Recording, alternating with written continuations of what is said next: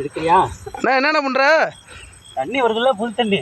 ஆ ஆ ஆ சாமி கும்பிட்றியா? சரிண்ணே சரிண்ணே.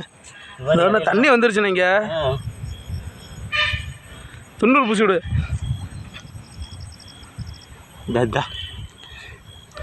இங்கே ஒரு இலையோட பாரு, தண்ணி எரியுது.